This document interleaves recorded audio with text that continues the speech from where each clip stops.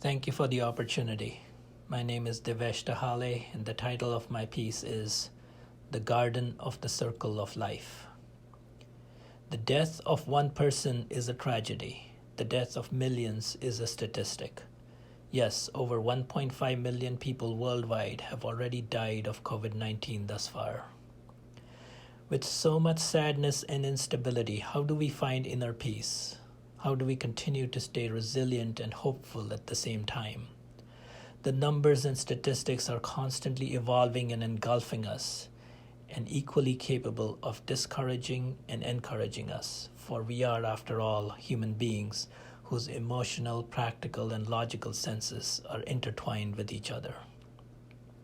But today, we are gathered not to ascertain mortality rates or survival prognoses or treatment efficacies. We gather today to give ourselves the ever so needed periodic breaks from the stresses of our lives and to heal the scars of the battle against this pandemic. To pay tribute to the lives lived and rejoice in the lives returned, to the people who came in the throes of a deadly virus like never before. In uncertain times like these, I like to turn to the concept of the dance within the cosmic circle of fire.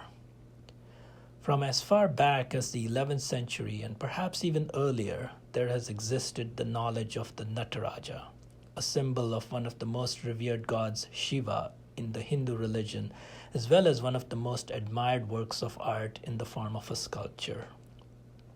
The Nataraja literally means the Lord of the Dance. Shiva embodies perfect physical qualities as he is frozen in the moment of his dance within the cosmic circle of fire that is the simultaneous and continuous creation and destruction of the universe. The ring of fire that surrounds the figure is the encapsulated cosmos of mass, time, and space, whose endless cycle of annihilation and regeneration moves in tune to the beat of Shiva's drum and to the rhythm of his steps. The drum in his hand symbolizes creation and regeneration of life, while the flame represents the destruction of it. Shiva's lower right hand with his palm raised signifies Abhya Mudra, which says to the supplicant, "Be not afraid, for those who follow the path of righteousness will have my blessing." Shiva's right foot stands upon the huddled dwarf, the demon Apasmara, the embodiment of ignorance. Shiva's hair, the long hair of the yogi, streams out across the space within the halo of fire that constitutes the universe.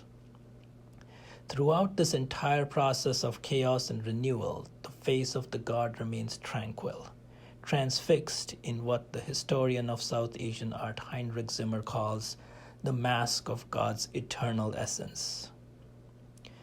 Between the drumming tree of life and the flaming tree of death lies our opportunity to learn about the fragility of human life and its resilience to endure through adversity.